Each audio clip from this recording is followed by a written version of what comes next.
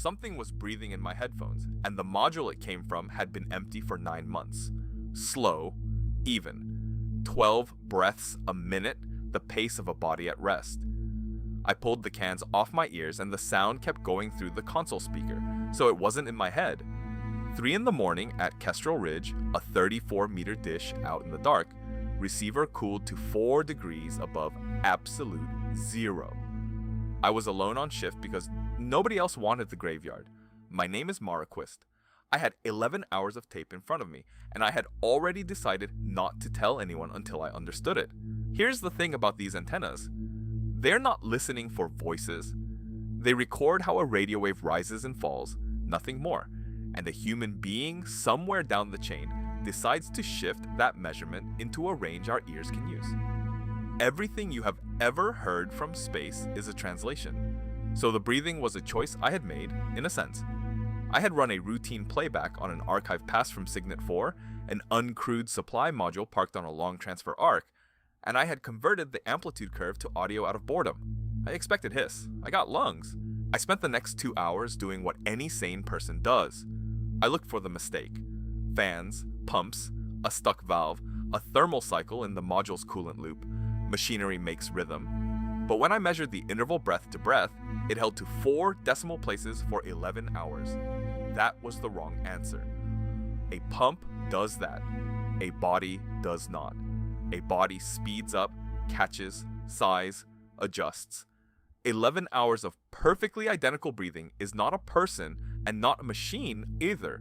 It is something imitating a person and imitating it from a recording and getting the one detail wrong that nobody would think to check. So I ran the authentication. A real spacecraft link proves itself in ways that have nothing to do with what it sounds like. Doppler shift that matches the orbit. A ranging tone that comes back with the right delay. Frame sync.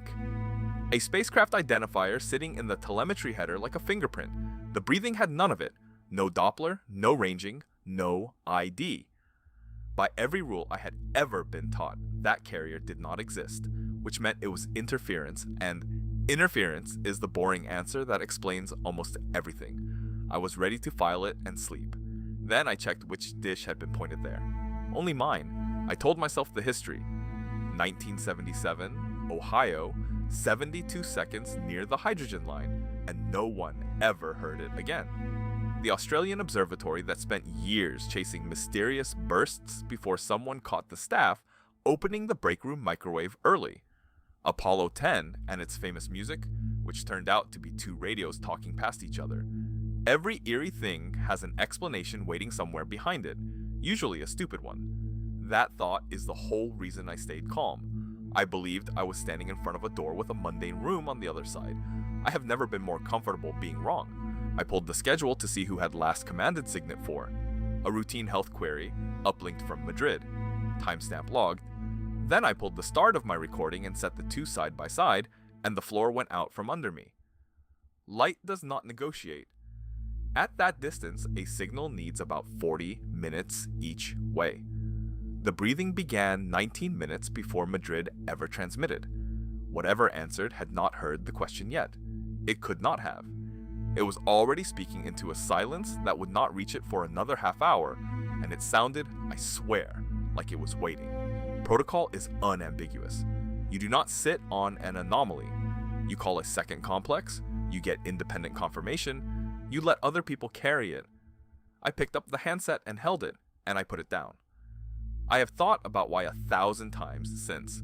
Part of it was that I wanted it to be mine, the one real thing in a career of maintenance logs.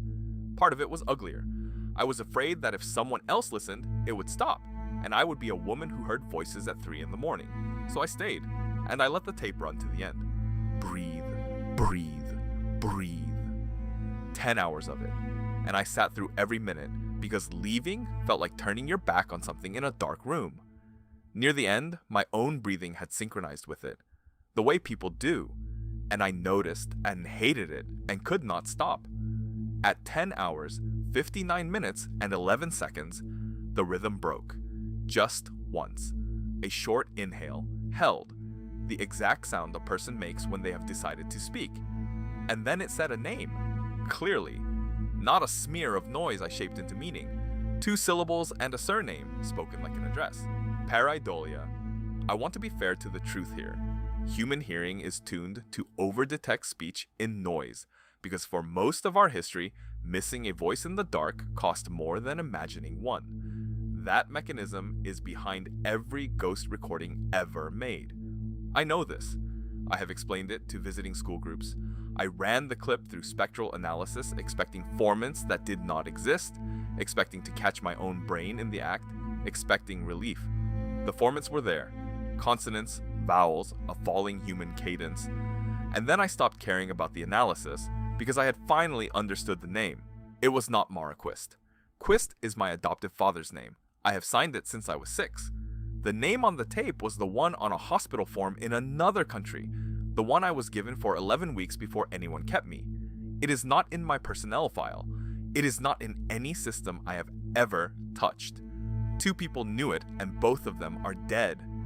Something 40 light minutes away, speaking before it could have been spoken to, had opened its mouth once in 11 hours to use the only word about me that was never written down. I filed the pass as radio frequency interference.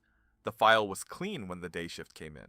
I still work here, and every scheduled pass I take the console, and I keep the audio conversion switched off, and I watch the amplitude curve rise and fall on the screen like something asleep. The dishes are out there tonight, cold as deep space, aimed at the dark, recording everything, whether or not a human ever chooses to listen. I have stopped asking what was breathing. That is not the question that keeps me awake. The question is why it waited 11 hours to be sure I was alone.